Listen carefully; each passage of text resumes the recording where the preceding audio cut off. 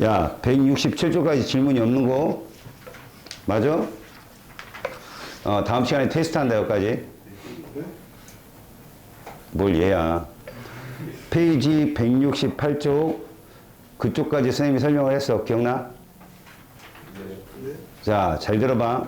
원자 혼자 우리가 설명을 이렇게 한다는 얘기로 이제 너희들이 그때 이해를 했는데, 보호가 원을 그렸잖아. 원이 큰 놈, 작은 놈, 어떤 놈의 에너지가 높았냐? 큰 놈. 큰 놈이 높았다. 큰 놈은 당연히 핵으로부터 멀지? 네. 근데 그 원이 사실은 에너지 띠를 나타내는 우리만의 약속이야. 실제로는 오비탈로 존재하는 거 알지? 그지? 확률함수로 존재하잖아. 볼 수도 없어. 근데 이걸 어떻게 설명할 길이 없는 거야. 여러 원자들이 규칙적 결정을 갖고 있는 것이 고체 금속이거든. 근데 그런 고체의 형태로 띄고 있는 금속 말고도 고체 형태로 띄고 있으면 규칙적 원자들의 배열이 일어나고, 그렇다면 전자 구름이 오버랩이 될 거라고 생각을 한 건데, 파울리 베타 규칙에 의하면 절대 한 장소에 오비탈 두 개가 동시 존재가 어렵단 말이야. 그렇다면 이들의 에너지 띠는 과연 어떤 식으로 존재할까? 라고 과학자들이 상상을 해서 만들어낸 그림이야, 이게. 알았지? 그러니까 이렇게 생각을 했지. 원자 하나가 있는데 세 번째 원하고 네 번째 원 사이를 기억해봐. 자, 세 번째 원이 크냐, 네 번째 원이 크냐? 네 번째 그 세 번째, 네 번째가 무슨 양자지? 취향자. 그래. 그래서 숫자가 크면 원이 크단다. 그런데 우리는 그렇게 봤지. 1과 2 사이가 제일 멀고, 기억나냐? 2와 3 사이가 멀고, 계속 밖으로 갈수록 간격이 좁아진다는 걸 알 거야. 그건 하나의 원자일 때의 전자 껍질을 우리가 그렇게 표현했으니까, 그건 비단 보호가 n제곱분의 1이라는 에너지를 갖다 대입을 했기 때문에 그런 것도 있지만, 그건 수소일 때고 다른 원자가 2개 이상일 때는 더 복잡해, 그 띠가. 자, 그런데 이렇게 한번 생각해보자. 원자가 하나일 때는 단순하게 어디 껍질 사이가 딱 규정되어 있는데, 원자가 2개, 3개, 4개, 5개가 계속 늘어나게 되면 그 사이에도 똑같은 원자들이 위치에 있어야 되잖아. 근데 같은 위치에 있을 수가 없잖아. 파울리 베타 규칙에 의해서. 그럼 약간 위아래로 얘들이 이동을 해서 존재한단 말이야. 그럼 같은 2껍질하고 3껍질 사이라도 그 사이에 다른 2가 들어오고 다른 3이 들어오면 간격이 좁아질 수 있다는 거야. 전자의 이동이 어떻다? 좀 자유로워질 수 있다. 근데 이런 현상이 G양자수가 커지면 커질수록 더 심하게 일어난다는 거지. 간격이 좁으니까. 알았어? 그렇게 해서 여러 개의 원자가 존재할 때 이 띠가 계속 쌓인단 말이지. 그게 완전한 에너지 껍질로 표현되는 게 아니라 띠처럼 표현된다. 알겠어? 그래서 가장 바깥쪽 띠를 뭐라고 불렀어, 우리가? 원자가 띠라는 표현을 썼지. 그죠? 그럼 전자는 바닥 상태에서 거기까지 존재할 거란 말이지. 그런데 그 바깥쪽에도 수소도 그랬잖아. 전자 껍질이 1의 전자가 존재할 때 우리는 가장 안정하다 했고, 2에도 있을 수 있고 3에도 있을 수 있다 그랬잖아. 그럼 띠는 그 위에도 띠는 있을 수 있었던 거였어. 만약에 전자가 어떤 에너지를 받아서 그 위로 올라갈 수만 있다면 그 전자는 어떤 중심에게 영향을 받지 않고 마음대로 움직일 수 있는 그런 전자가 될 수 있을 것이다. 금속 같은 경우 그런 전자를 뭐라 불렀어? 자유전자로 불렀고, 금속에서 자유전자가 나타날 확률이 높은 이유를 지금부터 배우는 거야. 알았니? 자, 이런 거야. 전도띠라는 건 모든 원자가 갖고 있다. 알겠지? 그 전도띠는 원자 핵의 영향을 거의 안 받는 거라고 생각을 하면 돼. 실제로 이 자연계에서 원자가 에너지를 받잖아? 가장 바깥쪽 전자가 튀어나가지. 걔 어디 있어? 아무 데로 가는 거야. 근데 그 고체 결정 내에서는 벗어날 수가 없잖아, 애가. 도체 밖으로 튀어나갈 수는 없잖아. 빛을 받아서 광전자가 되지 않는 이상은 그 안에서 머문단 말이야. 그래서 자유롭게 머문다. 중심 원자 양이온의 영향을 받지 않고 자유롭게 머문다 해서 자유전자라고 부르는 거야. 알았어? 그럼 그 자유전자는 1, 2, 3의 전자가 배치됐다면 몇 번 전자가 자유전자 될 확률이 높겠냐? 1, 2, 3에 있는 전자 중에. 3. 그렇지, 에너지 높으니까. 근데 그 바깥쪽 전자가 말이다, 얘들아. 하나 내지 둘 이렇게 작아져 버리면 도망가기가 쉬워져. 왜? 에너지를 혼자 다 받을 수 있으니까, 외부에 들어오는 에너지를. 근데 4개, 5개, 6개 이렇게 돼버리면 그렇게 가기가 어려워. 지들끼리도 상호작용이 있기 때문에, 전자들도. 그러다 보니까 하나, 둘, 셋 있는 금속 원소, 기억나니? 1족, 2족, 13족, 외곽의 전자가 하나, 둘, 셋 있는 애들. 걔들이 자유전자, 전도띠도 원자가띠랑 가깝고, 에너지가 높은 전자들도, 사실 높은 전자라기보다는 핵으로부터 벗어날 때 드는 에너지가 적은 애들이 많이 있는 거야, 그 위에. 하나, 둘, 셋 정도, 이 정도가. 걔가 튈 수 있는 애들을 우리는 뭐라 부른다? 금속 혹은 도체라고 부르는 거야, 걔들을. 페이지 169쪽에는 그 얘기가 나와 있어. 거기 봐봐. 고체의 전도성 해가지고 전기 전도성이라는 표현이 있는데, 이 표현이 뭐냐? 원자가띠에 갇혀있던 전자가 에너지를 받아서 전도띠로 간단 말이야. 그렇다면 니들 이런 식이 되는 거야. 우리가 화학에서 오비탈에 박스를 그리지 않니? 박스에 안정하게 있던 전자가 밖으로 튀어나가. 그럼 박스가 비잖아. 그럼 다른 전자들은 원래 원자 하나에서는 그 전자 밑에 있는 껍질에 오비탈에 있던 전자가 그걸로 가려면 많은 에너지가 들어. 근데 얘들은 겹쳐 있잖아, 지금. 언제든지 자리가 비면 그 자리로 애들은 움직인단 말이야. 그 빈자리를 양공이라고 그래, 양공. 전자가 원래 있었는데 빈자리. 그걸 오늘부터는 빈 의자라고 생각해봐.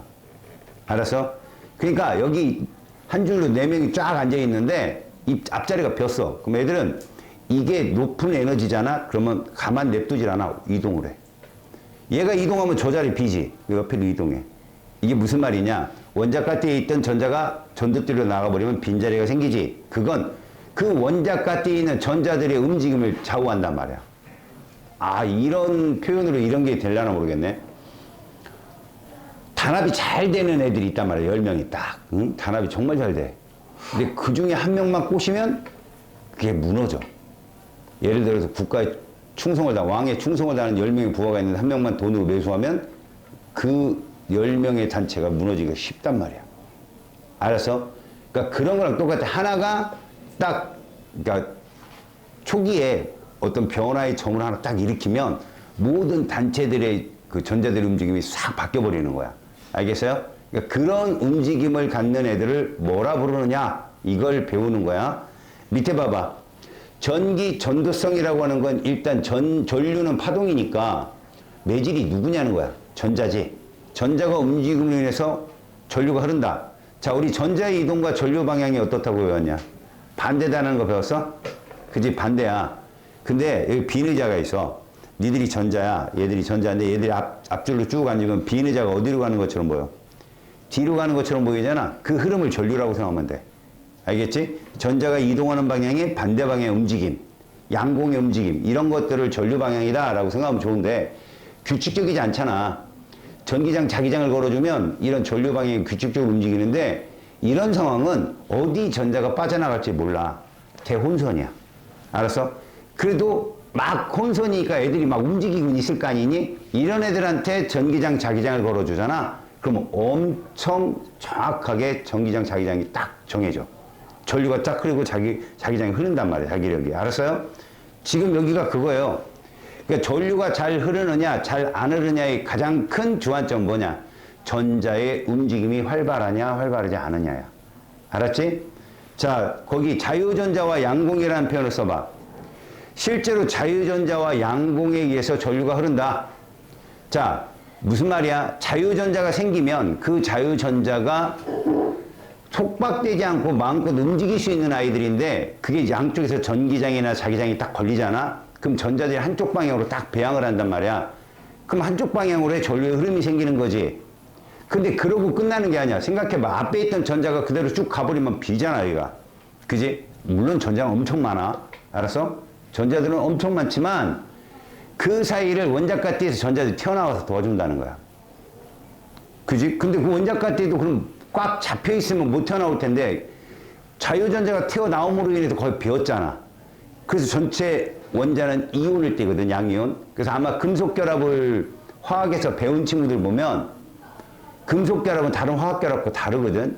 다른 화학결합은 옥텟 규칙을 만족하려고 막 서로 전자를 잃거나 공유하거나 막 이러잖아. 금속결합은 그냥 금속이 딱 금속끼리 결합을 하는데 외곽의 전자가 자유전자로 튀어나와서 말 잘 들어봐. 튀어나왔어. 그럼 금속은 뭐가 되겠냐? 양이온이 될 거 아니야. 그거 핵 아니다. 플러스로 표현한 거 언제 핵이라고 착각하는 친구들 많은데 11번 나트륨 같은 경우는 외곽의 자유전자가 몇 개가 자유전자가 될 수 있겠냐? 한 개가. 그러면 걔는 플러스 1가가 되는 거야. 모든 원자들이, 나트륨들이. 그럼 자유전자들이 막 자기가 움직이는 것도 있지만 이쪽도 양이온이 있고 저쪽도 양이온이 있으니까 거리에 따라서 센 놈한테 끌려가. 알겠어? 끌려가는데 이 금속들도 무슨 운동을 하냐? 진동 운동을 한단 말이야. 알았니? 그러면서 순간적으로 이 자유전자가 끌려가는데 다른 자유전자가 튀어와서 힘이 약해지면 또 이놈은 저쪽으로 끌려가고 멋대로 움직이는 거야, 전자가. 어디 원자에 속박되지 않고 멋대로 막 움직이는 것처럼 보이는 애들 자유전자라 하거든. 그럼 결국 뭐야? 원자가 띠에 물리학적으로 돌아오면 그렇게 전자가 벗어난 우리가 말하는 소위 껍질이 사라졌다고 하잖아. 양이온들이. 근데 그 자리에 얘들은 양공이 생겼다고 얘기하는 거야. 왜? 원자 하나가 아니니까. 지금 엄청난 많은 원자들이 있으니까 그 띠들이 거의 이렇게 사복사복 쌓여있을 거란 말이야. 어디 하나가 딱 양공이 생기면 거기 있던 전자들이 그 자리를 차지하려고 막 움직인다고. 원자가 띠 내에서도. 알겠어요? 막 움직이게 되므로 전자들이 전체적 움직임이 활발하니까 전류가 잘 흐른다라는 표현을 해주는 거야. 어려운 표현이야. 그냥 자유전자 때문에 전류가 잘 흐른다라고 생각해도 괜찮다. 자, 밑에 동그라미 1번 자유전자. 이거 결론만 내리자. 얘들아, 금속이 자유전자가 많겠냐? 비금속이 많겠냐? 비금속. 자, 그 중에 여기 있었지. 비금속 중에 자유전자가 있는 애 누구였냐? 있는 공유결정애. 아니면 수소. 야, 화학한 놈들 고개 들어봐. 화학한 애들. 공유결정이 분자야, 분자가 아니야?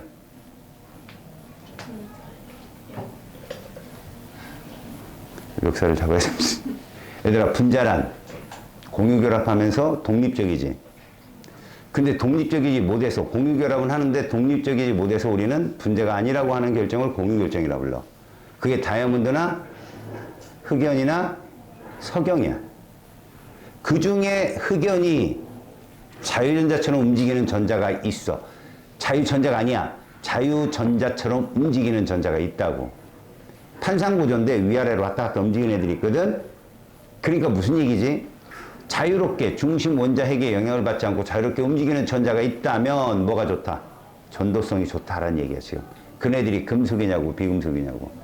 금속이라고. 알겠어요? 이것도 하나. 야, 금속이 뚱뚱하냐 비금속이 뚱뚱하냐 같은 주기에서.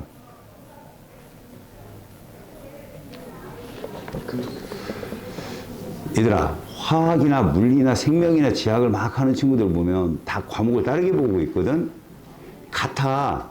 사실은 이전에 과학 선생님들이 있다면 그분들보다 니들이 더 똘똘해야 돼. 니들 질문 그분들이 니들처럼 설명 못 해야 돼. 왜? 그분들은 한 과목만 하고 있고 니들은 여러 과목을 같이 하고 있잖아. 그지? 자, 내 말을 들어봐. 이해 가면 들어. 금속 원자 반지름이 비금속 원자 반지름보다 커. 그건 같은 주기라면 원자 번호가 작아서 그래. 금속들이 11번이 17번보다 작지. 그럼 전자가 핵으로부터 멀리 떨어져 있지. 잘 들어. 금속이 뚱뚱하다는 얘기가 가장 바깥쪽에 있는 전자가 힘이 세다는 얘기가 아니야, 얘들아. 11번 나트륨의 최각 전자보다는 17번 염소의 최각 전자가 힘이 더 세. 왜? 원자핵을 이기고 거기까지 갔으니까. 그런데 걔가 도망가는 데 필요한 에너지 있지? 그걸 화학에서는 뭐라 부르지? 최각의 하나. 맞아. 제일 이온화 에너지라 부르는 거 있잖아. 그 에너지가 1족 나트륨이 약해. 무슨 말이냐? 얘가 핵으로부터 가장 멀리 떨어져 있을 때 우리는 원이 크니까 에너지가 높겠네. 당연히 높지. 안쪽 껍질보다는 다른 원자랑 비교하는 건 아니라고. 니들이 가장 쉽게 이해하려면 최각의 전자가 핵을 벗어나고 원자를 벗어나는 데 필요한 에너지 누가 작냐? 그것만 생각하란 말이야. 그게 금속들이 작다고. 알았어? 그래서 가뜩이나 원자 핵으로부터 멀고 그 에너지가 작아지고 금방 나가니까 자유전자가 될 확률이 높단 말이야, 애들이. 내가 이렇게 장황하게 설명 안 해도 너희들이 문제는 안 틀려. 근데 좀 똑바로 알으라고. 알겠어요? 자, 그러면 거기 자유전자는 무엇이고 원자가띠에서 도망간 전자잖아. 그 원래 그 자리에 뭐가 생긴다? 빈 의자가 생기겠지? 그게 양공이다, 이거 양공. 알았니? 오른쪽에 그림이 보이지? 보여? 밑에 쪽 원자가띠에 양공이 생겼지? 그 누가 나간 자리야? 원자가띠에 있던 전자 하나가 튀어 올라간 자리라고. 어디까지 갔어, 걔? 맨 꼭대기 전도띠까지 갔지? 그지? 얘들은 왜 이렇게 두껍게 표현되어 있지, 원자가띠는? 여러 원자들의 최각 껍질을 이렇게 겹쳐놓은 거라고 생각하면 돼, 그게. 알았니? 원래 퉁 떨어져 있어야 되는데, 그쪽 에너지들은 어차피 모든 원자가 금속들은 같은 원소잖아. 껍질이 똑같단 말이야, 에너지가. 근데 걔들이 겹치지, 뭐, 딱 이렇게 오버랩 못 되니까 위아래 이렇게 쌓여있는 꼴이라고 보면 돼, 애들이. 그러니, 껍질에서 껍질의 이동이 얼마나 자유롭겠냐. 그지, 정훈아? 검식구 지랄이야, 풍선거까지 불면 죽어, 아주. 자, 잘 들어봐. 양공이 생긴 게 먼저가 아니야. 뭐가 도망간 게 먼저냐? 원자가대에 있던 전자가 먼저 도망간 게 먼저야. 그지? 그래서 뭐가 생겨? 양공이 생겨. 그럼 원자가대에 있던 전자들의 움직임이 자유롭다고. 응? 알았어? 다시 봐봐. 고개 들어봐. 이 자리가 꽉 차 있으면 자기 자리가 명시돼 있잖아. 어디 옮기지 못하잖아. 근데 누구 하나라도 자리가 비어 있잖아. 그럼 애들이 우선우선 움직여. 거기를 채우면 딴 애자가 생기고 옆에 내가 저거 좋을 것 같은데 여기 옮기고. 이해 가서 그게 도체들의 전자의 움직임이라 이런 얘기야. 자, 밑에 이제 가로 3번 봐봐. 전기 전도성과 전기 저항이라는 말이 있어. 자, 전도성이 좋다면 전류가 잘 흐르고, 자, 그리고 뒤에 뭐라고 돼 있어? 저항이 작고 이렇게 돼 있지. 그잖아. 근데 말의 서두가 다른 게 저항이 작으니까 전류가 잘 흐르고가 더 매끄럽잖아. 그치? 전자를 못 움직이게 하는, 방해하는 힘이 저항이니까. 그치? 그러면 이렇게 이 사람은 이렇게 얘기하는 거야. 지금 뭘로 주체로 설명을 한 거야? 전자를 주체로 설명을 한 거잖아. 전자가 잘 이동한다는 건 저항이 작다는 거고, 전자가 잘 이동하지 못한다는 건 저항이 크다는 뜻이야 라고 얘기해 준 거야. 알겠지? 자, 밑으로 가봐. 고체의 전기 전도성과 에너지 띠구조 밑에 그림 보이지? 이거 3개 나와. 틀리지 않아. 걱정하지 마. 이거 틀린 사람 없어. 다만 뭐 사이를 봐라. 원자가띠와 전도띠 사이를 봐봐. 맨 왼쪽에 도체는 원자가띠랑 전도띠랑 거의 붙어 있죠. 그게 무슨 얘기니? 자유전자가 되기 쉽다란 얘기야, 이게. 자유전자가 되기 쉽다. 근데 맨 오른쪽 거 봐라. 띠간격 보이지? 근데 가운데 띠간격하고 맨 오른쪽 띠간격하고 차이가 나지? 이 띠간격이 어떨수록 자유전자 되기가 쉬울까? 좁을수록. 그렇다면 가운데 있는 애가 뭐고? 부도체고. 그지? 우리가 보통 말하는 절연체. 알겠지? 니네 절연체 아무거나 대봐. 정훈이. 잘했어요. 고무. 고무 같은 경우는 전선을 감싸는 뭐로 써요? 피복제로 쓰이지. 이렇게 겉으로 입는 거. 그 전류를 통하지 말라고. 그게 가운데 있는 애들이야. 절연체. 그럼 맨 오른쪽에 있는 애는 도체와 부도체의 가운데 되는 애다라고 표시해 준 거야. 자, 시험에 맨 오른쪽에만 혼자 나올 수 있을까? 절대 안 돼. 왜? 시험에 맨 오른쪽에만 주면 일단 얘가 도체가 아니라는 건 알겠어. 붙지 않았으니까. 근데 이게 부도체인지 반도체인지 몰라. 그래서 시험에는 2번째 그림, 3번째 그림. 알았어? 아니면 이 3개가 몽땅 나와. 알겠지? 그래서 안 틀린다고 니들이. 자, 반도체 뭐가 있나 봐봐. 규소하고 저마늄 있잖아, 맨 밑에. 맞아? 이거는 규소하고 저마늄 같은 경우는 물질, 어떤 우리가 만들어내는 뭐 디스플레이어나 아니면 어떤 회로판이나 이런 목적에 따라 다르게 쓰여. 알겠지? 하지만 얘가 몇 족이다? 14족이다. 알겠지? 우리가 그렇게 무시했던 누구야? 주기율표에서. 병신. 병신이 뭐였어, 니들? 준금속이었잖아. 금속도 아니고 비금속도 아니고. 그치? 그래서 규소 저마늄이 바로 반도체다. 알겠어요? 자, 도체하고 절연체를 가만히 봐봐. 도체는 금속이 많지. 맨 밑에 보니까. 특히 제일 니들이 눈에 띄는 게 누구냐? 금이지. 응? 그래서 니들 CPU 알지? 컴퓨터 CPU. 그 중앙 제어장치 보면 거기에 다 금으로 돼 있어. 도선이. 그래서 박박 긁잖아? 그러면 컴퓨터 값보다도 적은 금량이 나올 거야. 전성 연성이 좋아서 너무 얇게 쫙 필 수 있단 말이야. 저항도 적고. 알았어? 좋긴 좋은데 뭐가 값어치가 너무 세니까 많은 양을 투입 못하고. 알겠어요? 그래서 보통 이런 것들 다 모아서 금만 딱 버릴 것들 금만 딱 채취하는 게 도시광상이라고 하잖아. 이거를 땅속을 파는 게 아니라 우리가 나왔던 기존 제품들을 걷어다가 그 속에 금 이유만 쓱 긁어서 모으면 그 자원이 될 수 있잖아. 아무리 적은 양이라도. 그런 직업이 도시광상이라고. 우리는 뭐라고 얘기해요? 그런 분들은 고물상이라고는 하지 않아. 얘들아, 고물상은 저기 박스나 뭐 이런 거 모으는 사람들이고, 이제 기본적인 전문 그 CPU 장치나 이런 것들을 모으는 사람들이 있어. 재활용할 수 있으면 하고, 안 되면 긁어서 금속을 채집하고. 너무 적은 양이야. 자, 절연체는 니들이 보듯이 다 어떤 형태야? 비금속. 알겠어? 자, 근데 잘 들어. 학교 선생님들이 공유결합이라는 표현을 잘 안 쓰실 거야. 야, 여기 화학한 사람은 들어봐.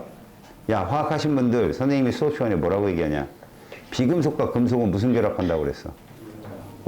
비금속은. 근데 혹여나 내가 화학 애들 진도가 결합의 극성까지는 안 나갔기 때문에, 그지? 내가 니들한테는 비금속과 금속이 이온결합이고 비금속과 비금속은 공유결합이라고 내가 니들을 학습시켜 놨어. 바나나 줘가면서. 그지? 학습시켜 놨단 말이야. 근데 결합의 극성에 가보면 어떤 물질도 100% 이온결합성이 없고 100% 극성 공유결합성이 없어. 그건 무슨 얘기야? 이온결합성과 공유성이 다 같이 갖고 있다는 얘기야. 근데 이온결합은 그게 결합성이 더 커서 이온결합 물질이고, 공유결합성이 좀 더 크면 극성 공유결합이야. 그거를 아는 친구들이 이제 뒤쪽에 있는 내용들이 이해가 가. 그래서 내가 뭐 그 화학 시간에도 설명을 하겠지만 여기서 설명을 할 거니까 물리학만 듣는 친구들이라도 내가 무슨 화학결합을 얘기하면 아, 그냥 그런 결합이 있나 보다 라고 생각하고 넘어가.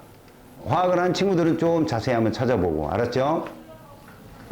자, 띠를 통해서 누가 도체고 부도체고 반도체인지 물어보는 문제 하나 나온다. 넘겨. 자, 전기 전도도라는 걸 잘 봐. 전기 전도도. 뭐 분의 1이라고 써있냐? 로우 분의 1이라고 써있어. 여기 자기 봐봐. 우리가 이걸 뭐라 불러? 좋았어. 영어 잘하네. 레지스탕스가 뭐야, 얘들아? 레지스턴스 거주하다 이거 말고 레지스탕스. 이게 저기 저항하다지. 오, 수학 공부에도 그죠? 여러분, 그 탕스란 표현은 프랑스어예요. 그 실제로 R이라는 저 표현이 이제 저항이라는 말 뜻이에요. 근데 이 저항이라는 표현을 가만히 들어봐 보세요. 여러분들이 장애물 달기를 한다고 생각해봐. 자, 뛴단 말이야. 달려. 근데 얘가 요러한 단면적에 요러한 길이를 갖는 원통이 있고, 똑같은 단면적에 요러한 길이를 갖는 거 있어. 봐라. 1번, 2번 어디 통과할래, 니들? 2번. 왜? 저기가 통과하기 쉬우니까. 반대로 1번이 어렵다는 얘기네. 저항은 얘를 전자로 본다면 길이에 비례해. 그래서 뭐에 비례해? 이 길이라고 하면 도선의 길이라고 보면 되는 거야. 알겠어? 도선이 길수록 어떻다는 얘기지? 저항이 크다. 길이 비례하다 보니까 여기 봐봐. 이게 우리가 말하는 무슨 저항이냐? 보통 말하는 삐죽이 저항이지, 이거. 삐죽삐죽. 이 삐죽이 저항이 많으면 많을수록 저항은 어떻다? 크다. 그래서 이 저항들은 어떻게 한다? 더하는 거야. 이건 더한다고, 이렇게. 저항이 이렇게 있으면 전체 저항은 어떻게 한다? 더하는 거야. 이게 너희들 회로야, 회로. 직렬회로. 기억나냐? 저항 직렬회로 막 쭉 더했던 거. 다음 봐봐. 또 얘가 달리고 있어, 이렇게. 막 달리고 있는데, 자, 하나는 이렇게 생겼어. 길이는 똑같은데 하나 여기 통과해야 돼. 머리가 들어가겠냐, 이거? 쓰고 달려야 되겠다, 그지?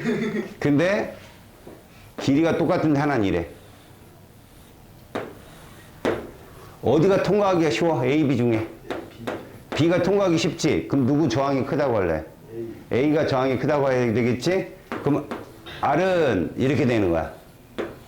이걸 단면적이라고 그래. 1이다 이렇게 얘기해요. 이런 식으로. 알았어? 그럼 이게 어떤 일이냐면 이거야, 이거 얘들아. 이렇게 삐죽이 저항 하나 있는 곳에 잘 봐라. 이렇게 저항을 연결하면 이거 무슨 연결이라고 그러냐 니들? 병렬. 그래, 이걸 병렬이라 한다. 여기다 하나 더 연결하면 이렇게 되겠지? 그럼 이 저항은 어떻게 구한다? 이렇게 구했잖아. 전체 저항은 분의 1은 이렇게. 다 분의 1을 취해서 우리가 저항을 구했잖아. 그치? 이걸 병렬 저항이라고 하잖아. 그러면 이 도선에 봐라. 두 개가 연결하는 거, 세 개가 연결하는 거 무슨 역할과 똑같아? 단면적이 넓어지는 효과하고 똑같다는 얘기지. 그치? 그럼 저항이 어떻게 된다? 준다라는 얘기야, 이게. 알았니? 더불어 이 세 개는 전압이 어떻다? 같다고 얘기하는 거지. 왜? 전압은 항상 요 부분하고 요 부분만 측정하거든. 알았어? 이런 게 뭐 있냐? 멀티탭이 있잖아, 멀티탭. 멀티탭이 그 역할을 하는 거야. 구멍이 많잖아? 그러면 긴 도선이 있지, 끝에. 이런 거. 우리가 보통 멀티탭이라고 하는 게 이렇게 생겼는데, 요 도선에 흐르는 줄과 구멍이 많을수록 도선에 흐르는 줄과 많아질 수 있는 거야. 저항이 많아지니까. 알겠어? 전압은 똑같고. 이런 역할이야. 자, 마지막으로 이번에는 애가 달리는데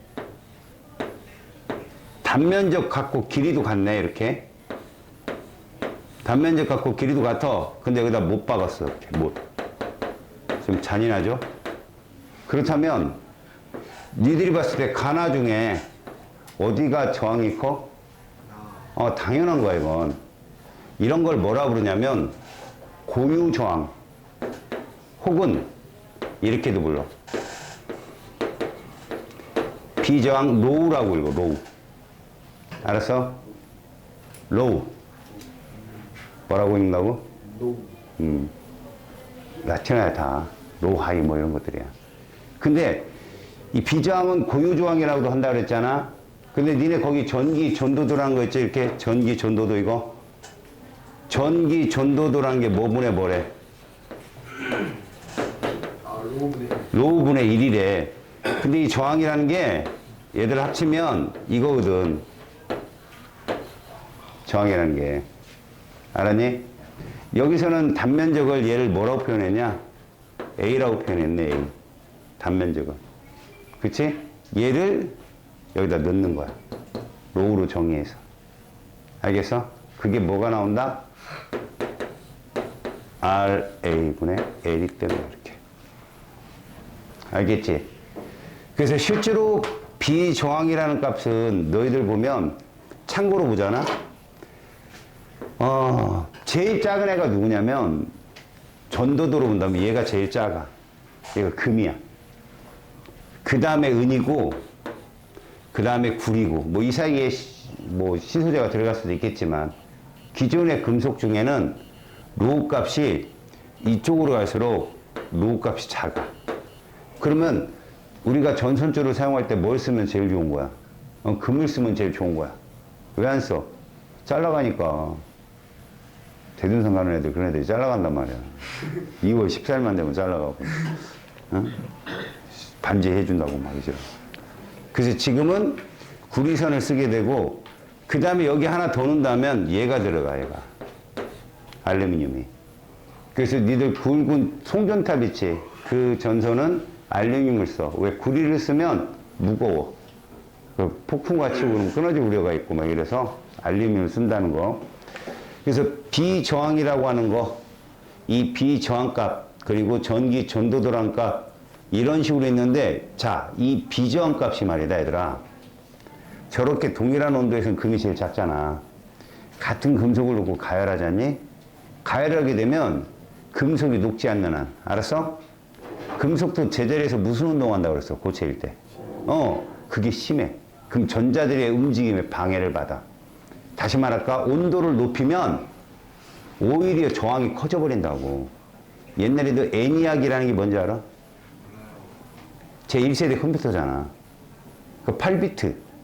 1 더하기 1은 엔터를 땅 치면 뿌뿌 삐삐 보고 해갖고 컴퓨터 건물 한 층이 되는 그 모든 장치를 지나서 와 이랬던 시절이 있었단 말이에요. 그 당시에.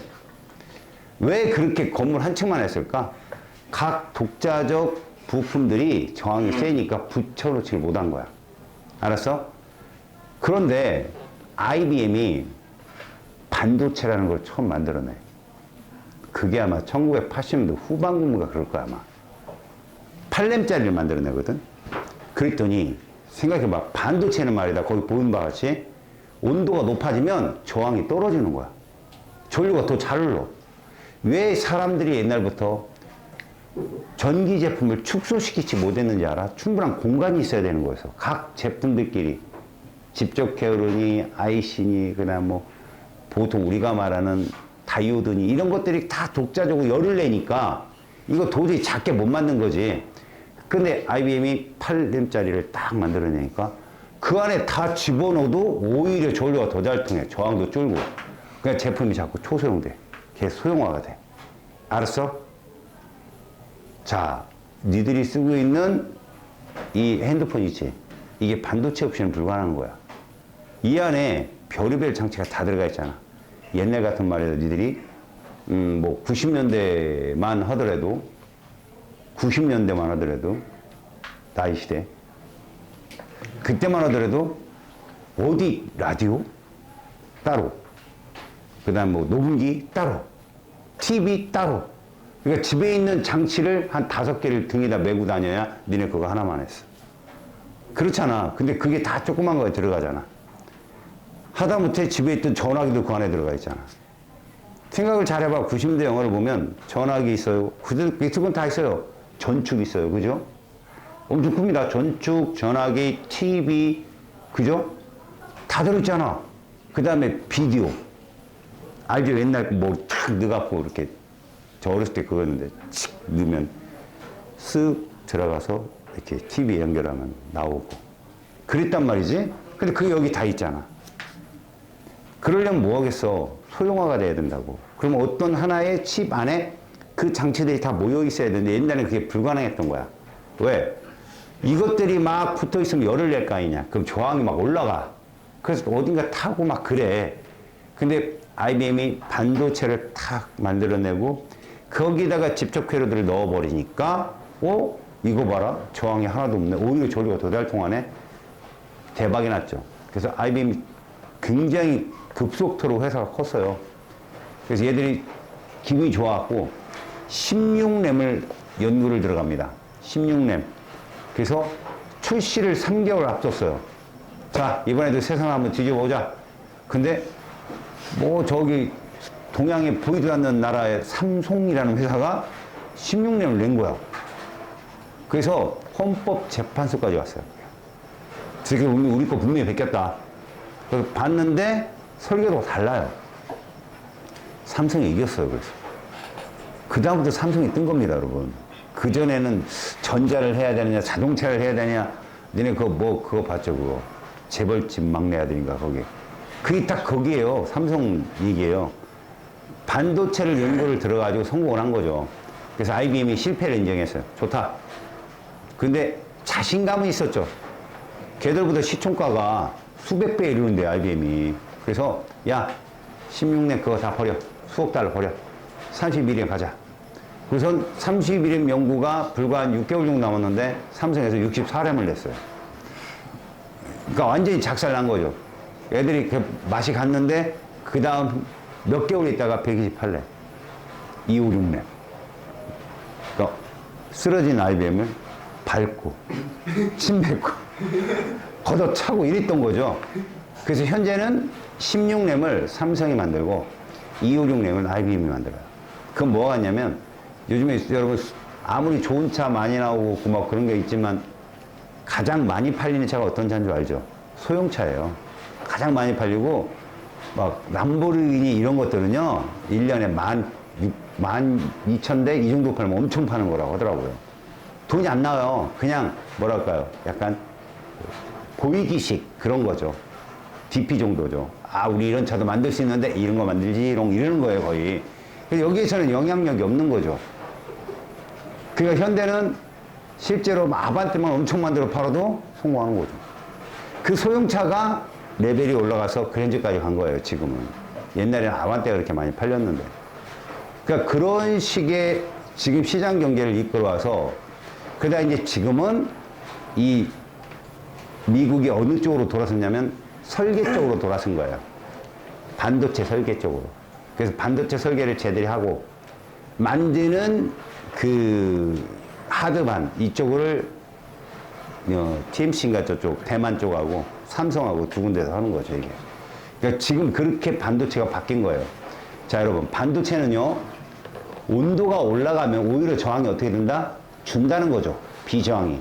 그 그래프를 보시면 알 겁니다. 아시겠어요? 일반적인 도체들은 온도가 올라가면 중심 원자의 진동수가 커져가지고 오히려 저항이 커집니다. 그래서 직접 회로들을 모을 수가 없었어요. 근데 이제 이게 바뀌면서 반도체라는 특성상 온도가 올라가면서 오히려 전류가 더 잘 흐르고 열이 적게 발생한다는 걸 통해서 소형화가 가속화된 거죠. 자, 여러분 괄호 3번 보세요. 여러 가지 물질의 전기 전도성이 있을 겁니다. 자, 이 전기 전도성이라 하는 것은 모든 것들을 합친 거죠. 로분의 1이라고 생각하면 되겠죠. 어떻게 보면.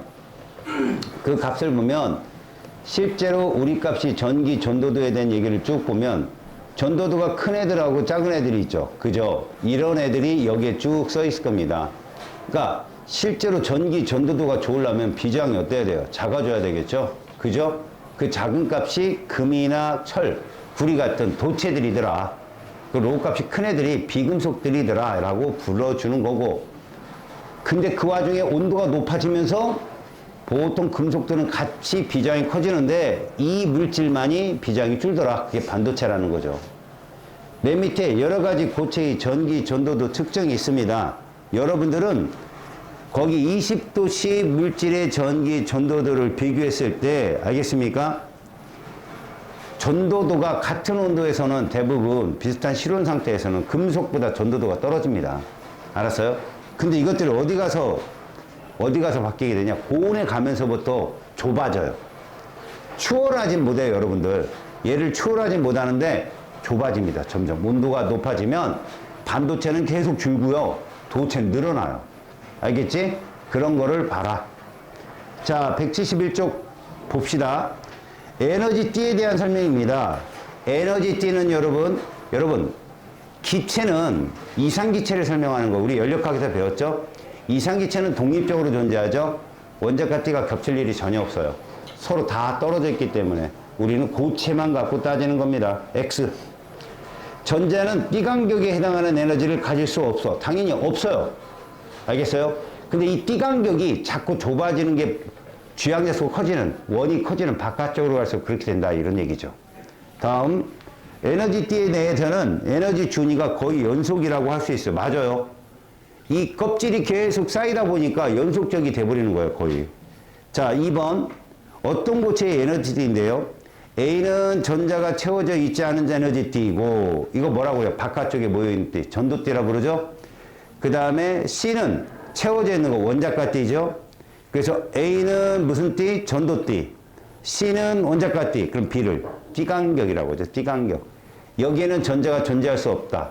여러분, 전자가 존재할 수 없다면 C에서 A로 어떻게 가죠? 한마디예요. 뿅. 뭐래요? 뿅 사라졌네 이러잖아요. 정말 그래요. 사라졌다가 나타나는 거예요, 여러분. 막 가면 가는 거 보이잖아. 저기 가네 그러잖아. 그게 아니죠. 얘는 나타났다가 사라지는 거. 거기 탁 나타나는 거. 저기서. 이해 갔습니까? 그런 거라고 설명합니다. B의 크기와 전기 전도성의 관계를 쓰세요. 사실은 B가 간격이 어떨수록 전도성이 좋다. 가까울수록, 좁을수록이라는 말을 쓰겠죠. 그래서 우리가 도체는 B가 거의 없었죠. 부도체는 되게 멀었죠. 반도체는 딱 그 사이였다는 거죠. 자유전자와 양공에 대한 설명인데 원자가 띠에 있던 전자가 어디 이상의 에너지를 흡수했다? 띠간격 이상이요. 근데 여기서는 여러분 띠간격만큼만 받았다라는 보호론과 차이를 둬야 돼요, 여러분. 왜? 전도띠도 두껍거든요. 그러니까 무슨 말이냐면 여러분, 제가 그 얘기했죠.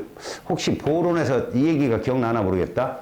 1껍질과 2껍질 사이를 100으로 놨을 때 99는 못 가도 100은 간다. 근데 100일도 못 간다라고 얘기했죠. 기자는 딱 100만 간다고 했잖아. 그게 양자잖아요. 그 에너지 양자. 근데 생각해봐요. 얘같이 띠가 두껍고 아랫띠도 두꺼우면 100, 요 띠간격이 100이다 그럼 101, 102, 103도 간다는 얘기예요. 그 외에 띠가 있으니까 계속 쌓여있으니까. 아셨어요? 그런 얘기입니다. 그러니까 무슨 얘기입니까? 원자들이 잔뜩 있으면 띠간격을 넘을 확률이 높아진다는 얘기예요. 확률이. 일단 그 사이의 양자적 에너지도 다양해지고 그 다음에 그 간격도 좁아지고. 알았어요? 그게 도체들의 특징이다 이런 뜻이에요. 자, 전도띠로 전이하며 니은은 바로 전도띠겠죠. 띠간격 이상의 에너지를 갖고 전도띠로 전이하며 자유전자가 되어 고체 내에서 움직일 수 있게 된다. 전자의 전이로 인해 생긴 양공, 이웃한 전자가 채워지면서 움직일 수 있으며 무슨 전할 때 입자와 같은 역할을 한다. 전자가 빠져나간 자리, 양공, 그러니까 양전하. 알았어요? 전자가 빠져나간 자리는 양전하적인 성향을 띈다라고 설명을 합니다. 빈 의자를 양공이라고 합시다. 네 번째, 세 개 쭉 써봐요. 가가 뭐? 도체죠. 나는 반도체죠. 맨 오른쪽이 부도체 혹은 절연체라고도 쓰세요. 절연체. 자, 다섯 번째, 띠간격이 없다. 누구였어? 도체, 기억. 원자가 띠가 완전히 채워진 고체. 얘들아, 원자가 띠가 완전히 채워졌다라는 건 무슨 말을 의미하냐면 니네 원자가 전자수가 4개 이상이 되어버리면 전자들이 많은 거 아니냐? 그 걔들끼리 뭉쳐있지 않냐? 그럼 홀전자로 존재하는 거 원치 않아 가지고 같이 이렇게 뭉쳐있는 애들 되게 많아. 그래서 뭉쳐있어서 오히려 띠간격을 갈라는 애들 잡는 경우도 많거든. 그게 반도체와 도체, 부도체의 특징이야. 지금 여기서 말하는 게 원자가 띠가 완전히 채워진, 꽉 채워져서 전자들의 움직임이 거의 없는 그런 애들이 바로 누구다?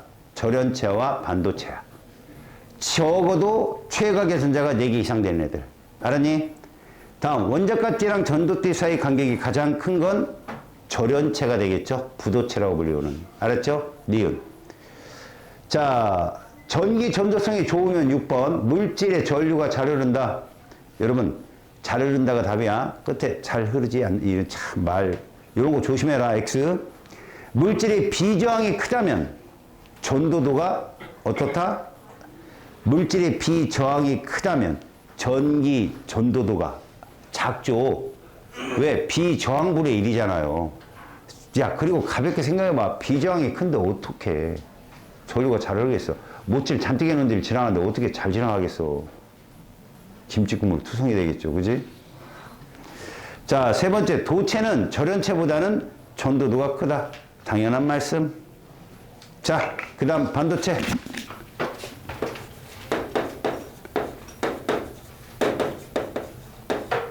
자, 이 반도체의 특징이 아까 뭐였냐? 온도가 높아지면서 저항이, 비저항이 어떻게 됐어? 높아져요. 떨어졌어. 그지?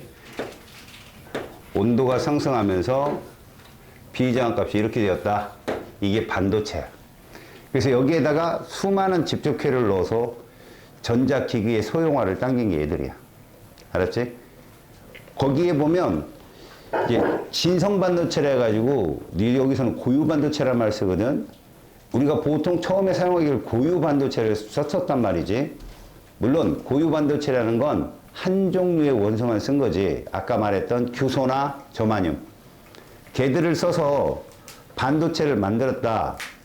그리고 거기에 본 전도성이 사실은 온도가 매우 낮잖아. 그러면 움직임이 좀 둔화돼 있어. 그 같은 물질로 되어 있다 보니까 아무래도 규칙적인 것이 있어서 전자들의 움직임이 원활하지 못했다는 게 흠이었다고. 물론 그래도 온도를 높이면 비저항값이 떨어지는 건 여전했고, 그런데 좀 더 빨리 전류가 흐르는 것을 원했어. 좀 더 빨리 전류가 흐르는 것들. 그래서 어떻게 하느냐, 과학자들이 1000분의 1배의 값을 넣는 거야. 그러니까 규소나 저마늄의 1000분의 1 값에 15족이나 16족의 원소들을 집어넣게 되면 그들이 딱 기발점이 되어서 전자들의 움직임이 굉장히 활발해지는 거지. 여기서 중요한 건 아까도 얘기했지만 작은 충격을 딱 주면 그것들이 전체의 움직임에 영향을 주는 원리를 이용하는 거야, 지금 이건.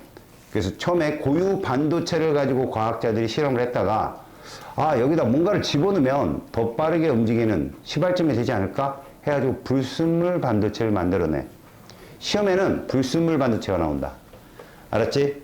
자, 고유 반도체의 구조를 봐봐. 여기서 중요한 거. 얘들아, 규소가 준금속이지. 기잖아. 그래도 얘가 금속이란 표현은 좀 그렇지. 그래서 얘들은 무슨 결합을 하냐면 공유 결합을 한단다. 공유 결합성이 커. 니네 공유 결합이 뭐를 공유하는 거야? 전자쌍. 전자쌍을 공유하는 거니까 전자가 움직여, 잘 안 움직여? 잘 안 움직인다고 봐야 돼. 금속과는 좀 달라.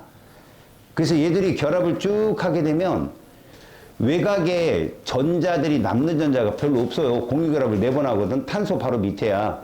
그러니까 탄소가 4번의 공유결합 하듯이 규소도 그렇게 4번의 공유결합을 해. 다만 차이가 뭘까? 누가 뚱뚱해? 규소가 뚱뚱하지. 3죽이니까. 그래서 전자들이 조금 에너지가 높아. 그래서 간혹 몇 개가 움직여. 근데 낮은 온도에서는 그게 너무 활성도가 떨어지는 거지. 물론 얘들도 온도를 높이면 저렇게 비저항이 떨어져. 근데 어디서 떨어지겠냐? 저 위쪽에서 떨어지겠지. 니네 절연체도 나중에 볼 일 있으면 봐봐. 절연체인 부도체도 있잖아. 온도가 높아지면 비저항이 떨어져. 근데 너무 저 위에 있으니까 경제적인 뭐가 없는 거야. 알겠니? 지금 순수 반도체인 경우 실제나 자유전자나 양공의 숫자가 모두 공유결합에 참여하고 있다 보니까 이 자유전자나 양공이 나타날 일이 거의 없는 거지. 자, 내 말을 들어봐. 규소는 4개의 공유결합을 한단 말이야. 규소가 구조식으로 따지면 이런 구조거든, 사실은. 이게 보면 선 하나가 공유전자 쌍이야. 아, 물론 입체적으로 그러면 이렇게 된다, 얘들아. 이 전자쌍이 이렇게 4개가 90도 결합하고 있는 게 아니야. 2개는 서로 각이 이렇게 되고, 하나는 나오고, 하나는 이렇게 들어가는 형국에 정사면체 구조를 이루고, 옆에 또 규소가 붙고, 막 계속 연속적인 덩어리. 그래서 내가 아까 뭐라 그랬어? SiO2 같은 석영은 분자다, 아니다? 아니라고. 알았니? 걔들은 왜? 독립적으로 존재할 수가 없어. 얘도 역시 끝에 누가 다 달라붙어 있는 거야. 여기 또 규소가 달라붙어 있는 거야, 이렇게. 규소가. 이게 순수 반도체야. 그러니까 이 옆에 있는 규소도 또 공유전자 4번 할 거 아니야. 그러니 자유롭게 돌아다닐 수 있는 전자가 나올 확률이 떨어진다는 거지. 알겠어? 아마 저 끝자락에 있는 애들 중에 하나가 양공이 생기고 전자가 생기고 이러거나 온도를 막 높이면 저기서 하나 튀어나오는 애들이 있을 거야. 근데 그게 드물다는 거지. 그럼 이것을, 이런 형질을 이용하면서 얘 전자가 자유롭게 움직이려면 불순물을 만들어야 돼. 여기서 중요한 거. 불순물 반도체라는 건, 잘 들어.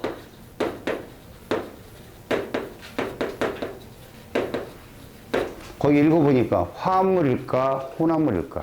소나무. 와우. 실제로 애들요, 거기에 있는 13족과 15족을 섞잖아요. 공유결합을 합니다. 알겠어요? 공유결합을 합니다. 원래 실제로 여러분 금속과 금속은 섞여 안 섞여? 안 섞이죠. 그죠? 이들 알루미늄 금속이나 13족에 15족의 인이나 이런 것들을 집어넣으면 진짜로 공유결합을 하게 돼요, 애들이. 공유결합을 하게 되면 이거 화학결합이거든요, 말 그대로. 그렇죠? 그래서 실제로 화합물의 형태로 작용하는 것처럼 보여요. 근데 혼합이에요, 사실은 이것도. 그래서 여러분, 거기다 도핑한다고 그러죠? 이 도핑한다는 말이 무슨 뜻입니까? 섞는다라고 써 있잖아요. 무엇을 섞는다는 거죠, 거기에? 특정 불순물을. 특정 불순물을, 이게 중요한 말이에요. 섞는다는 게 혼합한다는 거잖아요.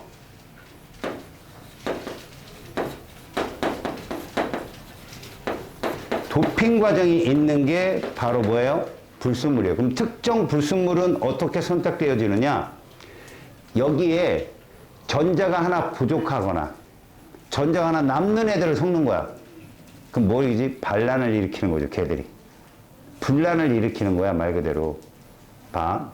우리 반 얼마나 좋아. 우리 반 분위기 참 좋아요. 여기서 전국 1등이 여기 앉아 있어 봐요. 분위기 깨요. 아, 더 좋은 표현이 있겠다. 정말 멋있는 남자애가 앉아 있는 거야. 차은우 같은 애가. 그럼 여기 무너져요. 공부에 집중할 수 있겠어요? 안 됩니다. 니들은 집중할 수 있을까? 안 돼요. 같은 남자애들이 봐도. 그래서 차은우 한번 봤어요. 이 새끼 잘생겼다. 목이 하나 더 있어요. 이렇게 사람들 걸리는데 목이 하나 더 있어. 제가 실물을 본 사람이 정우성하고 그 장동건 있죠. 젊었을 때 장동건하고 장동건 아버지를 봤거든요. 야, 늙으면 장동건 아버지처럼 생겨야겠다는 느낌이 있다고 돼. 잘생겼어요, 아버지가. 반도 빌딩 앞에서 봤는데, 와, 근데 차은우 걔는, 와, 사람들이 몰려다니니까 보이는 것 같긴 한데, 여자애들이 보이잖아요. 근데 여자애들 위로 머리 하나 이렇게 더 있더라고요. 참, 멀리서 봤는데, 스타일리시한 게, 괜찮다. 얼굴 이렇게 보진 않았어요, 이렇게. 이렇게 보면 맞을까봐. 여튼, 그렇답니다. 그게 무슨 얘기냐. 고만고만한 아이들이 있는 곳에 튀는 애가 딱 들어가면요, 분위기가 깨져요, 솔직히. 지금 이 아이들은 13족 원소라 해가지고, 지금 이 순수 반도체가 몇 족 원소예요? 14족이거든요. 그런데 여기에 13족, 자, 누구보다 14족보다 뭐가 하나 부족한 애들이에요? 전자가 하나 부족한 애들이에요. 15족은요? 전자가 하나 남는 애들이란 말이야. 전자가 부족한 빈 의자를 집어넣는 거하고 전자가 하나 더 남아서 집어넣는 거하고 그것들이 주변 전자들을 움직이게 한다는 거죠. 이렇게 불순물 반도체는 보통 1로 잡으면 14족을 1로 잡으면 1000분의 1만큼의 농도를 집어넣거든요. 그래도 효과가 살벌하게 일어납니다. 거기 보시면 도핑이라는 표현 결국 무엇입니까? 새로운 지금의 그냥 규정된 전도대 띠간격을 딱 일정하게 맞춰놓은 이 덩어리에 새로운 띠간격 사이에 징검다리 하나를 탁 던지는 거야. 징검다리 던지면 그걸 밟고 올라가는 전자애들이 분명히 있단 말이야. 그치? 그러면 그 전자가 하나 튀기 시작하잖아요? 그럼 걔가 있던 자리가 빈 자리가 되잖아. 그럼 다른 전자들도 동요한다는 거죠. 움직여가지고. 그래서 훨씬 효과가, 온도가 높아지잖아요? 그럼 비저항 값이 뚝 떨어집니다. 굉장한 거예요, 저거. 그래서 그 옆이 아래에 P형 반도체하고 N형 반도체가 있잖아요? 이게 포지티브, 네거티브예요. 그러니까 양공이 생기는 13족을 집어넣으면 P형이 됩니다. 자, 14족 순수 반도체에다가 누구를 넣는 거죠? 13족을 넣는 거죠. 붕소, 알루미늄, 갈륨, 텔륨, 인디움, 뭐 이런 것들을 집어넣는 거죠. 그 다음에 얘들은 누구를 집어넣는 거죠? 14족 순수 반도체에다가 이런 애들 넣는 거야. 15족 임, 비소 이런 것들을 집어넣는 거죠. 알겠습니까? 이렇게 집어넣게 되면 얘들은 P형에서는 양공이 하나가 전자들의 움직임을 유발시키고요. N형에서는 전자 하나가 전자를 밀어버림으로 인해서 전자들의 배치의 전체 구조에 영향을 줘요. 그래서 전류를 잘 흐르게 합니다. 알았지? 그러면 니들 밑에 그림 보입니까? 그림? 그림에서 여러분들 찾아야 될 게 이 그림이야, 얘들아. 중심에 핵이 있잖아. 그리고 이게 원자가티를 낸단 말이에요. 여러분, 이 모양이 보원자 모양이잖아. 근데 여기다 이렇게 전자를 준단 말이야. 이게 누구냐? 규소라고 보면 돼. 규소인데, 이런 애들이 쭉 있는데, 그 중에 일부가 요렇게 생긴 거지. 요렇게. 이걸 뭐라고 그래? 양공이라고 그래. 그럼 뭐가 섞인 거야? 이게 전자들이 다 공유전자 한 쌍씩을 해야 되는데, 알루미늄이나 붕소 같은 애들은 최각의 전자가 3개밖에 안 되거든. 그치? 그러니까 결합을 3번밖에 못 해요. 그러면 3번은 공유 결합을 하는데, 한쪽에서 규소는 전자 하나를 내놨는데, 알루미늄이나 붕소는 못 내놔. 그러니까 이렇게 빈 공간이 생기는 거야. 알겠냐? 이런 걸 무슨 반도체라 한다고?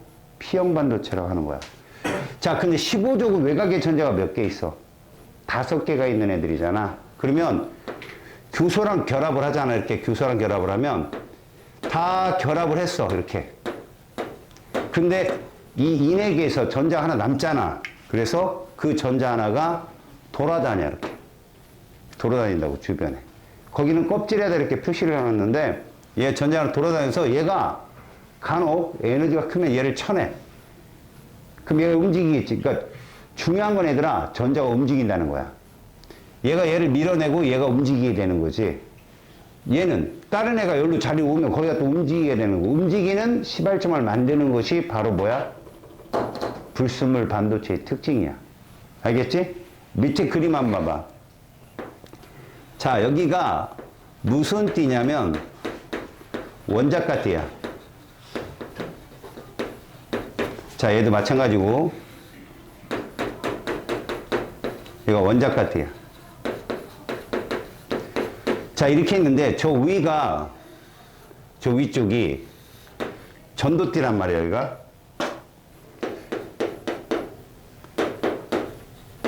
여러분도 알다시피 반도체는 이렇게 띠 간격이 있었잖아. 절연체보다는 조금 가까웠던, 그지? 거기 사이에 줄이 하나가 딱 들어오는 거라고 생각하면 돼. 여기는 보면 전자가 들어오느냐 그렇지 않느냐 그 차이인데, 실제로 거기 P형 반도체에 보면은 양공에서 어떤 껍질이 그 접근 방식이 보일 거야. 어디에 가깝게 형성이 되는지. 그지? 거기 P형 반도체 봐봐봐. 자, 새로운 에너지 준위가 만들어져서 그 위로 올라간다라고 하는데, 실제로 이렇게 여기에 이렇게 띠가 하나 생기는 거지. 근데 거기 모습을 보면 여기 있던 전자가 일로 튀어 올라가잖아. 여기에 사실 뭐가 있어야 되냐? 양공이 있어야 돼, 얘들아. 거긴 전자가 올라갔다라고 표현되어 있잖아. 원래 여기가 비어야 이 전자가 일로 올라갈 수 있는 거 아닐까? 맞지? 그래서 여기 양공이라고 쓴 책도 많아, 이렇게. 그럼 여기 있는 전자가 일로 튀어 올라갈 거 아니야, 이렇게. 튀어 올라가게 되면 전자가 일로 튀어 올라가면 여기가 또 뭐가 생겨? 양공이 생기겠지. 그런 모습을 보여주는 거야. 그러니까 뭐야? 여기서부터 여기까지 에너지를 얻어야 원자가 띠에 있는 전자가 전도띠로 튀어 올라가는데, 온도가 높아짐에 따라 전자들의 에너지가 높아지는데, 중간에 징검다리 하나가 있으면 더 빨리 움직일 수 있잖아. 그치? 튀어 올라갈 수 있는 그런 형태를 만들어주는 거고, 얘는 이 위에, 여기에 전자가 있어, 이렇게. 마찬가지 얘가 이리로 올라가 버리면 얘가 뭐가 생기냐? 빈 자리가 생기지? 그럼 여기 있는 전자들이 그걸로 태워 올라간다는 얘기야. 이런 식으로. 알았니? 요런 모양으로 만드는 게 P형, N형 반도체의 특징이야. 그래서 자, 봐봐. 전하의 운반이 있어야 전류가 흐를 거 아니야. 얘는 전하의 운반체가 누구냐가 중요하거든. 전하 운반체가 누구냐? 그러면 얘는 양공이고 얘는 전자다. 그래서 양공을 플러스로 표현하잖아. P형, N형 이렇게 부르는 거야. 알겠지? 자, 얘들아. 전자가 하나 많은 애들이 무슨 반도체고?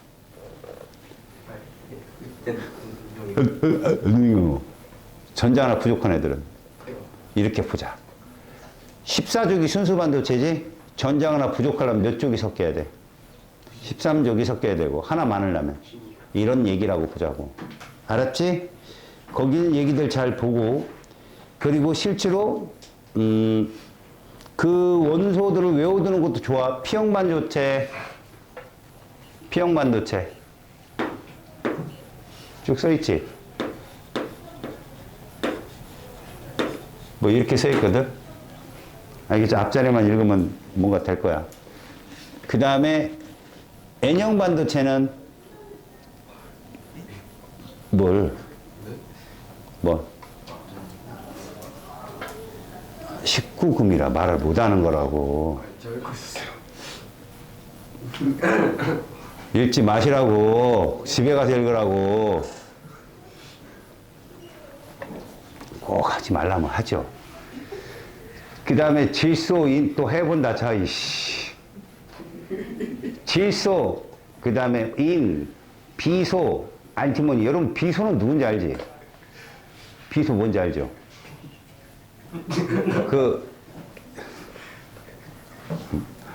죽여버리고 싶어. 니네 장희빈이 좋은 사람, 나쁜 사람이야? 장희빈이요? 장록수는?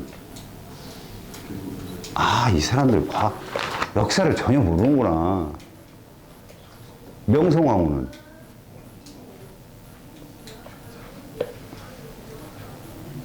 역사를 제대로 알아요, 자네들?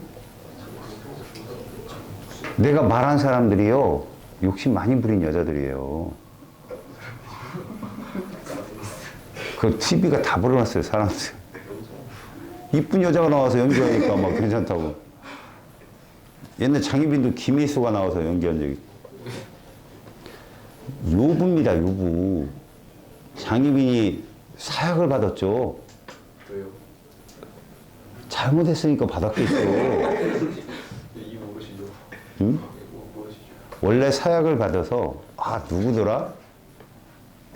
사약을 한 사발을 받았는데, 마시고 살잖아요? 풀어줬대요. 그 정도로 사약이 비소가 섞인 거예요. 그래서 몸의 혈전량 이런 것들을 증가시키고 혈관을 막게 해서 사람을 죽게 하는 그런 약이래요. 근데 한 사발을 먹었는데 산다. 그러면 하늘이 주신 명이다 해가지고 살려줬대요. 장희분이 3사발 먹었대요. 죽이려고 한 거예요, 그냥. 근데 그 사에 보면 마시는데 거기도 머리를 썼더라고요. 얘가. 거의 3분의 1을 뱉어냈대요. 그래서 다시 처음에 이렇게 줬는데 먹는 양보다 그 흘리는 양이 많아가지고 두 번째는 시녀들이 잡고 그 시녀가 먹였다고 하더라고. 근데 확 하고 뿜어내가지고 남자들이 입을 딱 벌려놓고 그냥 벗대요. 입을 딱 벌리면 여러분 숨을 못 쉬어요. 이게 못 뱉어요. 꽉꽉 넘어가 버리죠. 꼴딱꼴딱 거려. 그러니까 죽이려고 한 거예요. 죽이려고. 한 사발 먹고 살면 이게 아니라. 근데 옛날 한 사발 먹고 산 사람이 있다 하더라고요. 문인인데, 무인도 아니에요. 문인인데 덩치가 굉장히 컸나 봐요. 마셨는데 살아서 용서를 받았다고. 그 사람 이름 모르겠네. 비소가 거기 섞여 있어요. 얘들이 15족입니다. 15족. 알겠죠? 안티모니 같은 것도 마찬가지고요. 근데 실제로 여러분들이 이렇게 자세히 보면 P형 반도체를 사용하는 것과 N형 반도체를 사용하는 것이 가전제품마다 차이가 있어요. 옛날에 N형 반도체를 많이 사용했던 데가, 그러니까 2020년 전까지는 DP, 여기 LG랑 삼성이 시합을 붙잖아요. 왜? LG랑 그쪽이 TV 쪽 화면 때문에 막 싸움이 붙잖아. 그래서 뭐를 써야 더 좋느냐. 그래서 여러분들 보시면 1초당 몇 번의 동작을 하게 되냐. 그게 이제 화면의 자연성을 유발하는 거라고 하더라고요. 우리가 보면 애니메이션, 니네들 그거 잘하지. 책 끝자락에다 이렇게 그림 그려갖고, 이렇게 드르륵 하면 애가 막 움직이는 것처럼 이런 거라고 생각하시면 돼요. 1초에 얼만큼 픽셀을 막 돌리느냐에 따라서 행동이 자연스럽고 선명하게 나온대요. 그거 할 때 이제 N형 반도체를 주로 썼대요. 거기에다가. 근데 이제 주파수가 또 높아지고 240Hz 이상이 돼버리면서 요즘에는 P형 반도체를 연구한다고 하더라고요. 더 좋은 화질을 하기 위해서. 그러니까 쓰여지는 것이 다르다는 거죠. 각각. 어디 쓰임 방식에 따라 달라진다. 근데 우리는 그런 복잡한 건 안 배웁니다. 우리는요, 접합 다이오드만 배워요, 여기서. 바로 오른쪽에 있는 거죠. 보세요. 자, 이 다이오드가 뭐냐. 우리가 직접 회로를 많이 넣는다고 그랬죠? 근데 이런 거죠, 여러분. 스위치 역할을 하는 거 있잖아요, 스위치. 스위치 하는 게 이제 보통 우리가 정류자 역할을 한다고 그러죠. 전류가 바뀌는 역할. 자, 이렇게 한번 보세요. 여러분, 전류의 방향이 일방적인 직류와 왔다 갔다 변하는 교류가 있어요. 여기 우리 집안은 뭐라고 해요? 집안은? 집 아니요. 우리 집 안에서 쓰는 전류는 여러분, 통합과학 시간에 안 배웠어요? 전력 수송? 직류. 직류요? 저 전력 수송에서 여러분, 우리 집안으로 보낼 때 엄청난 높은 전압으로 송전해서 보내죠. 근데 우리 집안에서 그거를 정류하잖아요. 다시 말하면 2차 변압기를 통해서 전압을 조절하잖아요. 그 전압을 조절할 수 있는 전류는 교류밖에 안 돼요. 우리 집안은 교류라는 거죠, 교류. 알았어요? 교류가 뭡니까? 자, 여러분들 교류라고 하는 것은요, 이런 걸 교류라고 그래요. 전류의 방향이 초당 몇 번 바뀌느냐. 우리 60Hz거든? 이렇게 있다면, 이게 방향이라고 생각해요. 플러스 마이너스를. 그래서 얘가 이렇게 바뀌는 거죠. 이게 교류예요. 알겠어요? 그래서 교류를 써야 여러분들 무선 전파도 만들어낼 수 있는 거 알아요? 교류를 써야. 알겠습니까? 그러니까 여기는 우리가 이제 패러데이 법칙에 가면 저 교류가 어떤 역할을 하는지 여러분들 배우거든? 알았어? 더 깊게 배울 필요는 없지만 전류의 방향이 수시로 바뀌는 게 교류다. 근데 니들이 들고 다니는 모든 가전제품은요, 직류예요, 여러분. 근데 당장 생각해 보세요. 여러분들 직류 핸드폰을 들고 다니는다. 어디서 충전합니까?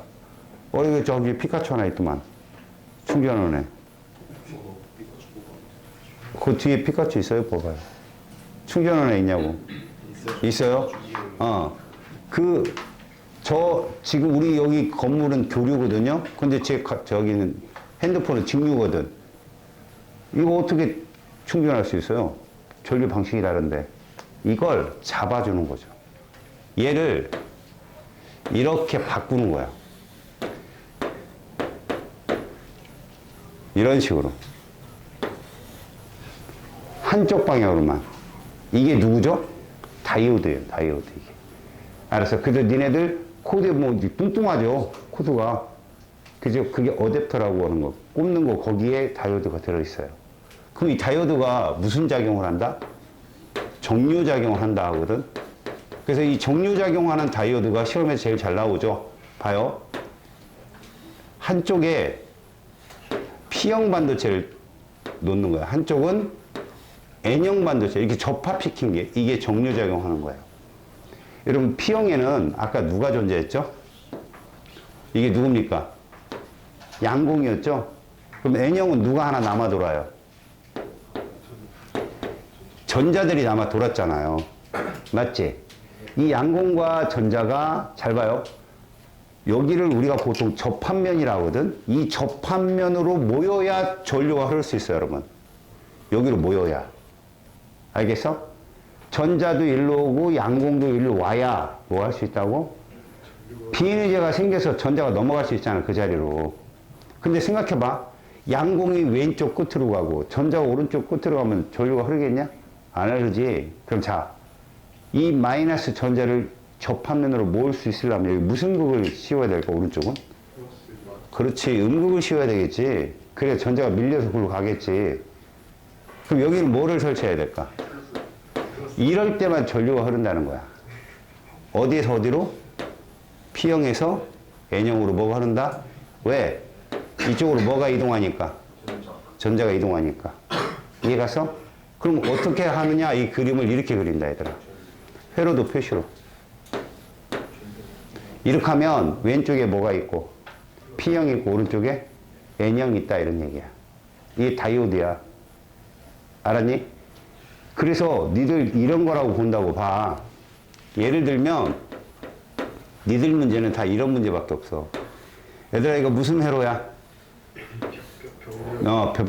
병렬이야. 알았어? 이거 또로. 자, 이래 놓고 여기다가 기억 리을을 놓는 거야.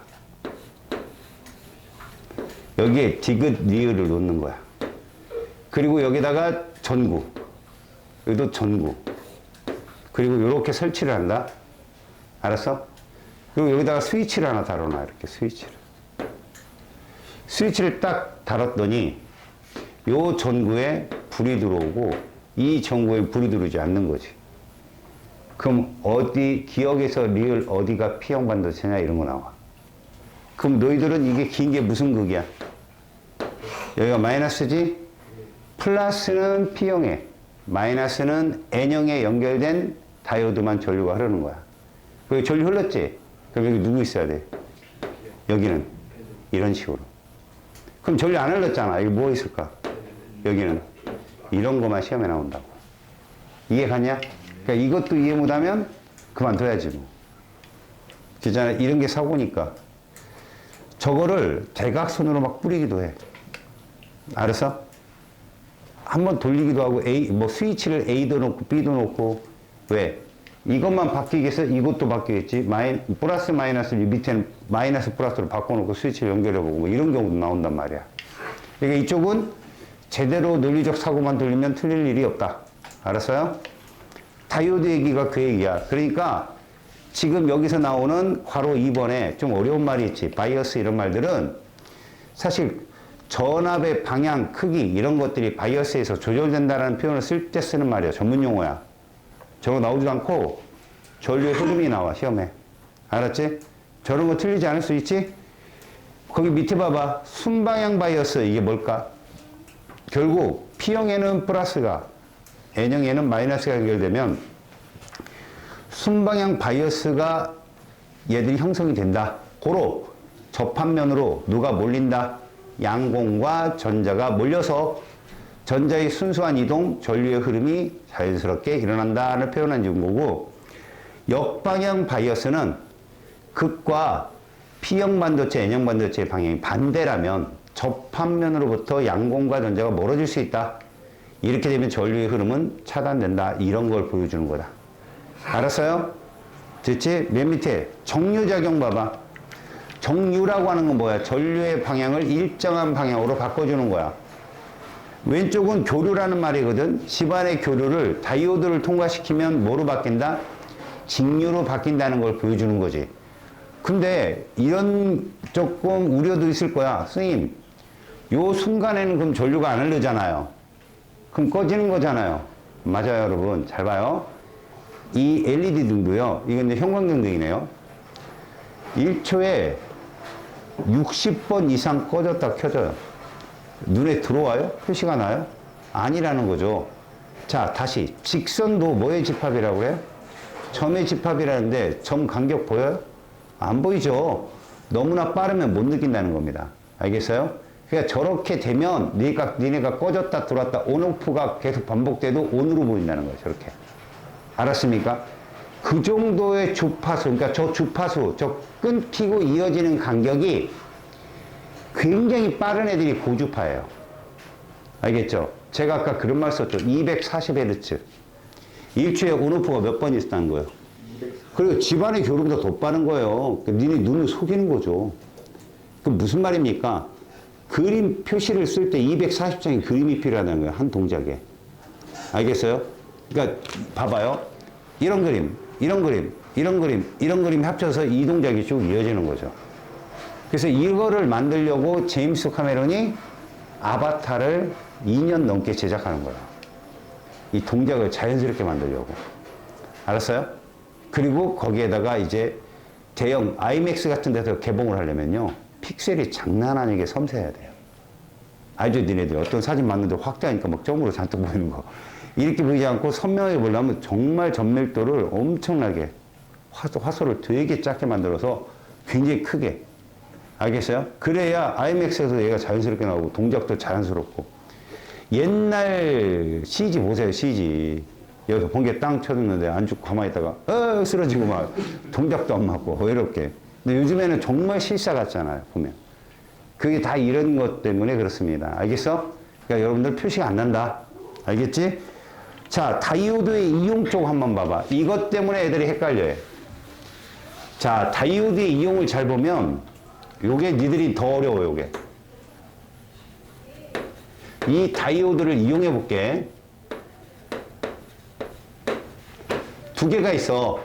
전지가 있고 그 다음에 전구가 있단다, 얘들아. 자, 무슨 말인가 봐봐. 선생님이 여기다 이렇게 다이오드를 설치할 거야. 이렇게. N형, P형을 설치했지? 자, 그래 놓고 회로를 연결한 다음에 여기다 기형, 니은을 설치할 거야. 자, 이거는 이런 말이 필요해. 선생님한테 보호 전자껍질론에서 여러분들 잠깐 배웠으니까 광자에 대해서 알지? 광자에 대해서 알잖아. 광자가 뭔데? 파란색 입자 하나, 빨간색 입자 하나. 내가 파란색 입자 하나 얼마라고 그랬어? 돈. 5만 원이라고 했지, 그때. 빨간색 입자 하나는 2만 원이라고 했단 말이야. 자, 파란색 입자 2개 있고 빨간색 입자 4개 있어. 누가 에너지가 세? 파란색 입자 에너지가 세지. 누가 밝아? 빨간색. 그래, 기억나? 광자가 많으면 밝고 센 거야. 근데 광자 하나의 에너지를 봐야 에너지가 누가 더 큰가를 알 수 있거든. 잘 봐라. N형 반도체라 해도 종류가 되게 많을 거 아니겠냐? 뭘 섞었냐에 따라 다르겠지. 15족을 섞을 거야. 질소를 섞을 수도 있고, 인을 섞을 수도 있고, 비소를 섞을, 안티모니를 섞을 수도 있고. 알았어? 섞는단 말이야. 근데 봐. 광자를 쏠 거야. 누구를 쏠 거라고? 빛을 쏠 거라고. 자, 빨간색을 쐈는데, 이 안에 있던 남는 전자가 안 튀어나오는 거지. 빨간색을 쐈는데, 전자가 튀어나오지 않아. 알았어? 그러면 N형 반도체는 이 전자를 잡고 있는 힘이 2만 원보다는 크다는 얘기잖아. 이해 갔니? 근데 파란색을 쐈어. 광자를 파란색을 쐈어. 그러니까 전자가 튀어나오더래. 에너지, 튀어나오니까 운동 에너지가 있겠지, 전자가. 그걸 광전자라고 하거든. 만 원의 운동 에너지가 튀어나오더래. 봐. 아까 파란색 얼마로 잡았어, 아까? 파란색. 5만 원으로 잡았잖아, 우리가 5만 원으로. 근데 이렇게 딱 튀어나온 전자가, 이 전자가 광전자거든? 빛에 의해서 튀어나온 전자니까 얘가 만 원의 운동회를 가졌대. N형 반도체는 전자를 얼마의 돈으로 잡고 있는 거야? 그래, 4만 원의 몸값으로 잡고 있었던 거였어. 5만 원의 에너지를 갖는 광자를 쐈는데 그 5만 원을 전자가 받았겠지. 근데 얼마의 운동 에너지로 튀어나왔다고? 얼마표?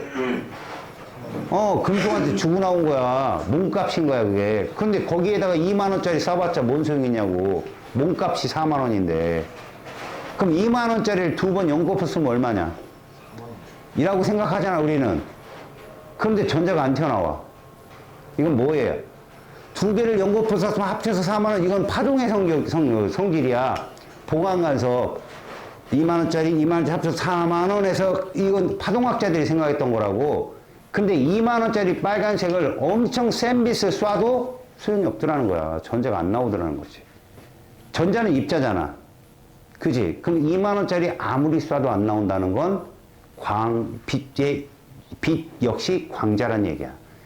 아무리 약한 빛이라도 에너지가 센 광자를 쏘게 되면 전자가 튀어나오는데 굉장히 에너지가 약한 빛은 아무리 센 빛을 쏴도 안 된다는 얘기야. 무슨 말인지 알겠어? 이게 빛의 입자성 얘기 니들이 4단원에서 배우는 거야. 3단원 끝자락에서. 자, 우리는 뭘 배우냐면 이렇게 광전자가 튀어나오면 전류가 흐르겠지. 맞아 안 맞아? 니네 전자가 튀어나오는 것이 음극이야 양극이야? 양극. 수정이? 잘했어. 우리 저기 장친이가 한 말 반대로 하면 거의 맞아. 여기가 음극이야 음극. 음극이니까 전자가 남는 거지. 얘가 튀어나와. 그러면 이게 누구냐고? 이것도 다이오드잖아 얘들아. 근데 이 다이오드를 우리는 이렇게 불러. 말은 이렇게 하지만 전구인 거야 이게 전구.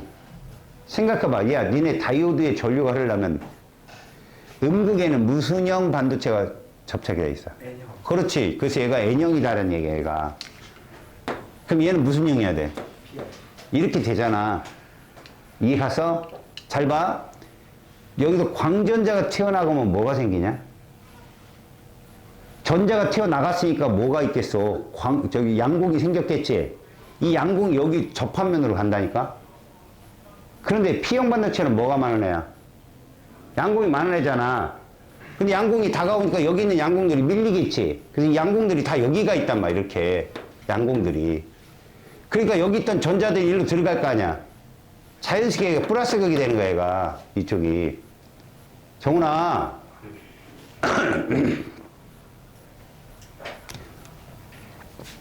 잘 봐. 빛에 의해서 얘가 무슨 역할을 하고 있어, 지금? 배터리 역할을 하고 있잖아. 얘를 광다이오드라는 거야. 빛에 의해서 전지 역할을 하는 거지. 그거에서 빛을 발산하면 이게 발광다이오드야. 알았냐? 자, 발광다이오드는 어떻게 조절하냐면 기역이 N형이니까 이 접합면으로 전자와 양공이 몰리겠지. 그래서 기역에 있던 전자가 어디로 가겠어? 니은으로 넘어가지. 이렇게 넘어가는 게 너희들 보호 전자 껍질에서 높은 에너지에서 낮은 에너지로 이동을 말해. 그러면 전자가 에너지를 모아야 돼. 방출해야 되겠지?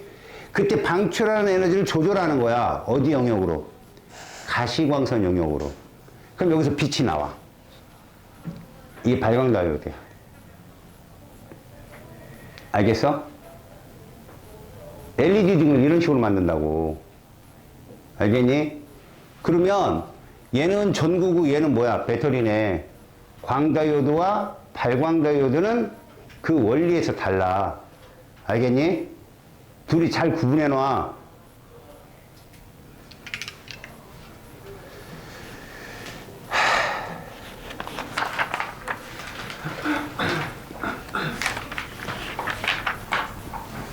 숙제가 있어. 페이지 183쪽까지. 숙제해와.